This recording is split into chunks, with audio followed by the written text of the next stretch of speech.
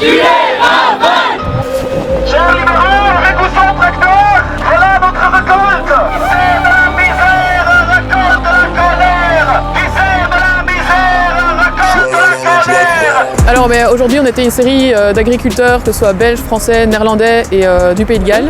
Ça fait plusieurs semaines qu'on demande au ministre David Clarinval, ministre fédéral de l'Agriculture, d'être consulté sur le dossier des nouvelles techniques génomiques. Or en fait ça fait quelques semaines qu'il nous ignore et donc est-ce qu'il nie le monde agricole sur ce dossier aujourd'hui? La réponse est oui.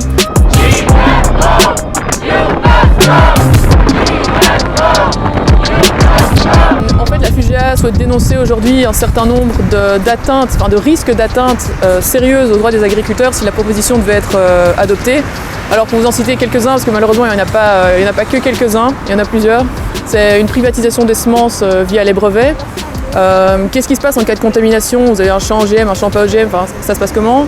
S'il n'y a pas une obligation de traçabilité, ce qui va se passer, c'est que c'est la fin du secteur sans OGM, dont l'agriculture biologique. Alors il y a aussi autre chose, et dans le contexte de gronde agricole qu'on voit aujourd'hui, que ce soit en Belgique ou dans les pays voisins, en fait ce qui se passe, c'est que les agriculteurs sur leur ferme, ils doivent travailler dans un contexte de surcontrôle qui devient insoutenable.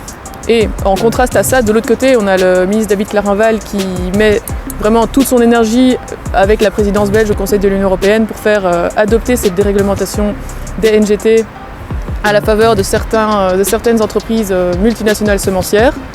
Et en fait, pour rappel, la proposition de la Commission, elle introduit une nouvelle définition des NGT qui fait que la grande majorité seront en fait exemptées des obligations de contrôle, d'étiquetage, de traçabilité. Donc d'un côté on a un surcontrôle des fermes et de l'autre côté on a une proposition qui arrive comme ça où on va enlever les obligations de contrôle à certains acteurs.